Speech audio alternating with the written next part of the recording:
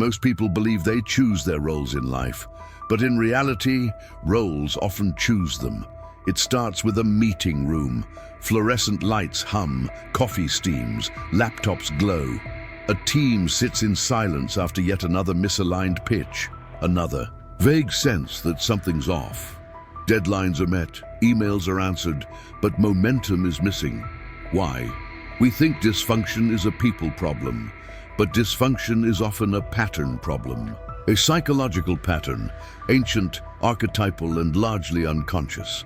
In this deep dive documentary episode titled Jungian Psychology for Building High-Performing Teams, we explore how timeless psychological forces shape our modern workplaces. You'll learn how archetypes, shadow work psychology, and the collective unconscious influence not only human behavior and identity, but the very core of collaboration and leadership. This is not just a team-building exercise. This is a journey. Through the mind beneath the meeting. Our path won't lead us across spreadsheets or org charts. It winds through the deep interior, the hero's burden, the trickster's chaos, the shadow's sabotage. If you've ever wondered why your team falls into the same conflicts, if you've ever sensed a silent tension behind polite emails, if you've ever felt the presence of something unseen, shaping decisions, blocking growth, or holding untapped potential, then stay close, because what we uncover may change the way you lead forever. If this kind of exploration speaks to your inner strategist or seeker, subscribe now. Turn on the bell. These insights are the kind that don't fade, they awaken. Segment preview, establishing the flow. Before we dive into the layers of Jungian psychology, here's what we'll uncover: archetypes and team dynamics. Understand the unconscious. Roles we play and how they support or sabotage team performance, shadow work and internal conflict. Discover how hidden traits and suppressed emotions destabilize teams and how to bring them to light. The collective unconscious. Learn how teams can access shared wisdom, rituals, and creative flow beyond individual minds. Practical integration. For high performance, apply Jungian concepts to daily team operations, leadership styles, and workplace transformation. Let's begin where all great systems of understanding start, with the patterns of the psyche. Look closely at any high-functioning team, and beneath the titles, job descriptions, and KPIs, you'll find a cast of characters far older than any organization. Carl Jung called them archetypes, universal patterns of behavior embedded in the human psyche. They aren't invented, they emerge. And within every team, these archetypes silently determine motivation, conflict, synergy, and sabotage. Let me show you. The sage quiet, observant, the one who sees the whole board when others fixate on their pieces. The sage archetype brings clarity and wisdom, but can become paralyzed by overthinking or cynicism. They often sit back in meetings, not because they don't care, but because they're evaluating deeper layers. The hero, they shoulder burdens, deadlines, team morale, late nights. They take it all on. The hero archetype inspires others through action, but risks burnout. Their hidden flaw, a deep fear of appearing weak or letting others lead. The caregiver always asking, is everyone okay? Their empathy holds the team's emotional glue, often doing invisible labor that keeps collaboration human. But they often neglect their own needs, and their generosity can be exploited or resented. The trickster, irreverent, sarcastic, the one who breaks the tension, but also destabilizes authority. The trickster archetype sparks innovation by questioning assumptions, but they can also derail progress if left unchecked. The ruler, they crave structure. They organize chaos, bring direction, set standards. The ruler is often a team lead, project manager, or founder. But their Achilles heel is control. If trust isn't developed, they stifle creative flow. These are just a few. Others show up too. The innocent idealist, the explorer, innovator, the outlaw, disruptor, the lover, connector, the magician, visionary. We think our colleagues are individuals, but they're also storylines, playing out ancient patterns. In modern clothes, understanding archetypes isn't about stereotyping, it's about pattern recognition. Teams that understand this can identify hidden strengths or leadership gaps, anticipate conflict before it erupts, match roles to innate energies, not just resumes, encourage collaboration through psychological safety, not fear. Consider this. Is your hero doing the work of 3 people while silently resenting it? Is your caregiver masking burnout with kindness? Is your trickster's disruption actually a warning the team isn't listening to? Real psychology documentary meets team diagnostics. This is where understanding the unconscious mind turns into better decision-making. And once you see the patterns, you can't unsee them. Real-world scenario. Archetypes in action. A product launch team is struggling. The hero is frustrated. They've been carrying extra weight, trying to pull the project across the finish line. The ruler insists on process, but the trickster mocks their rigidity. The caregiver mediates, but their own work slips through the cracks. The sage offers ideas, none of which are being heard. At surface level, a typical team clash. At the archetypal level, unresolved dynamics between control, innovation, responsibility, and emotional labor. Change doesn't come from blaming individuals. It comes from decoding the invisible story they're all trapped in. We all wear masks, but Jung warned us, it's the parts we hide that shape us most. Every team has tension, but some tensions linger, grow, and suddenly explode. We blame miscommunication, personality clashes, stress, but beneath it, all something deeper stirs, the shadow, the unconscious part of the psyche that contains the traits we repress, deny, or disown, not just in individuals, but in teams.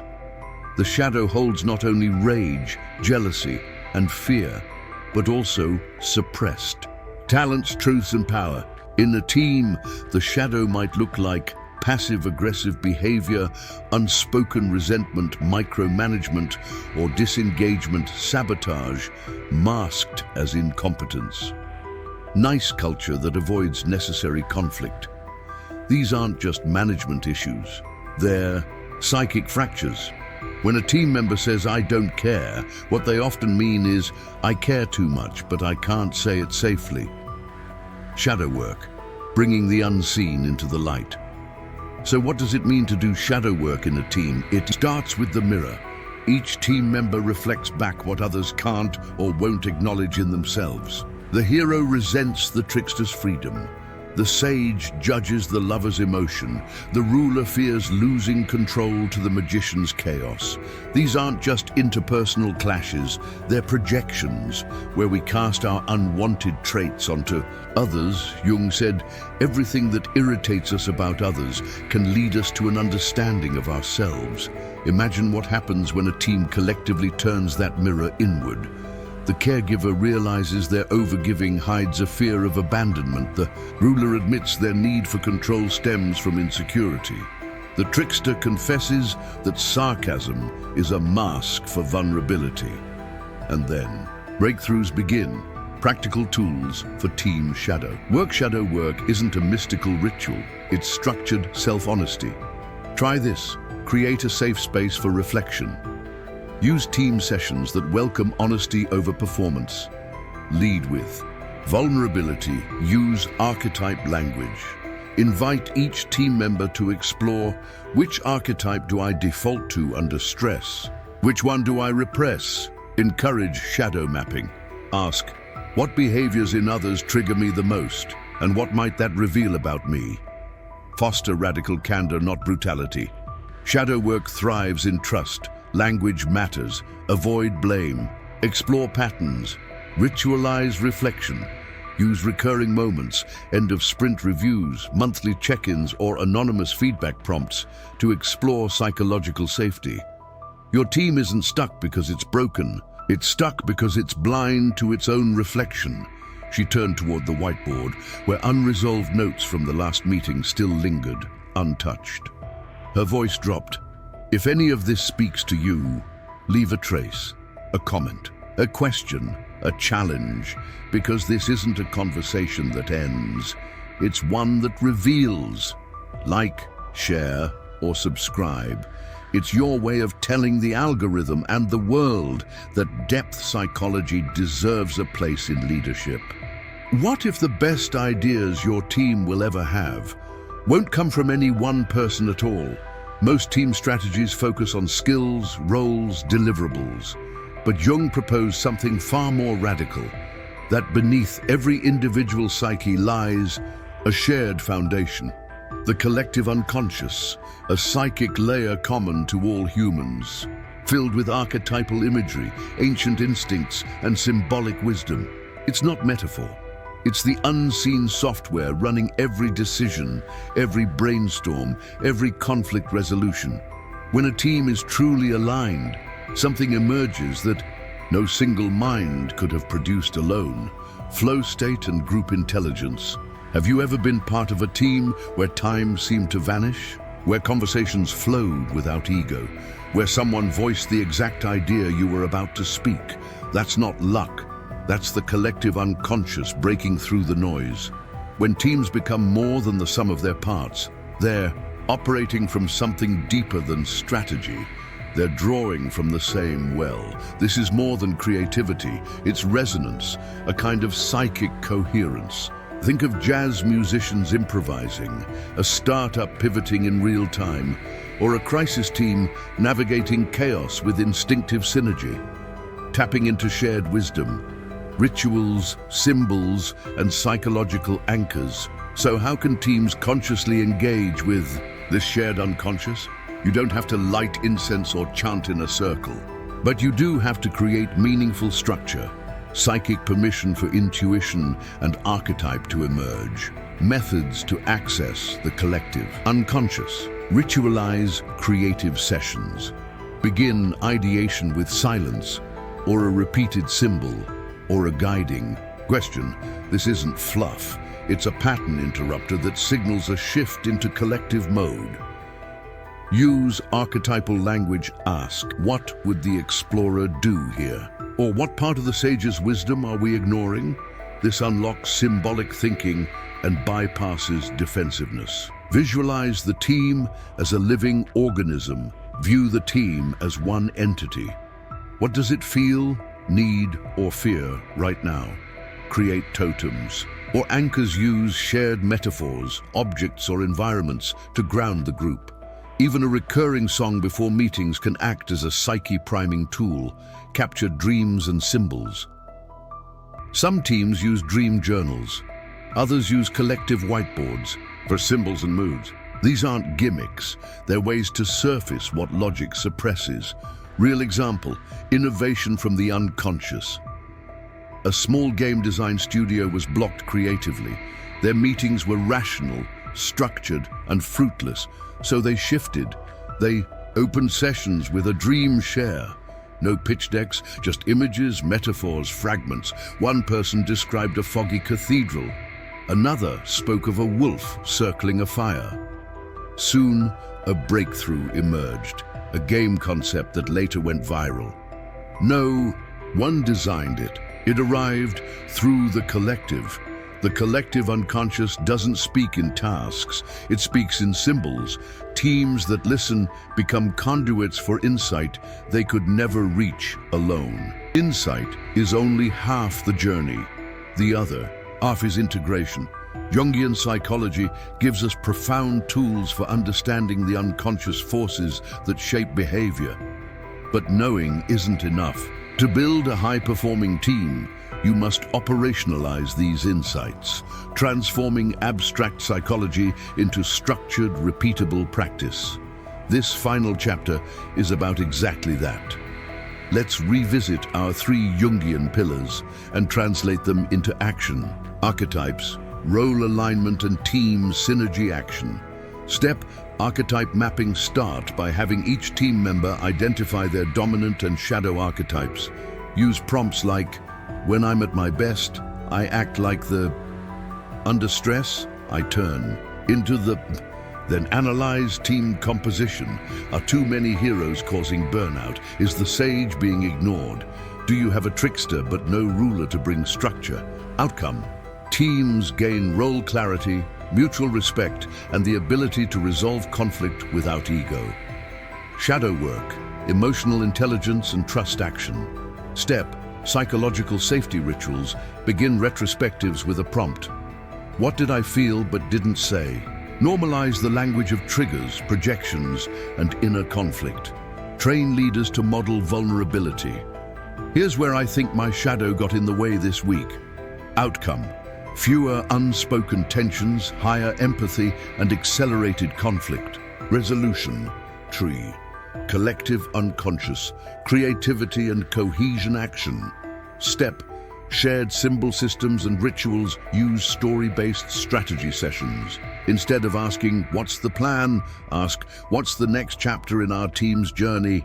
Establish creative triggers, music, visuals, metaphors that prime the group mind. Invite symbolic tracking. What images, dreams, or patterns keep surfacing across the team?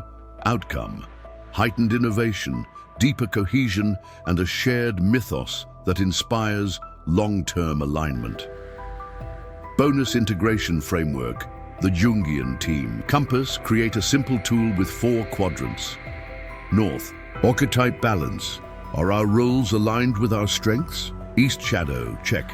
What are we not saying or seeing? South: ritual and symbol. What practices ground us in shared meaning? West: emergence and flow. Are we allowing space for intuition and unexpected insights? Use this compass monthly as a team self-audit.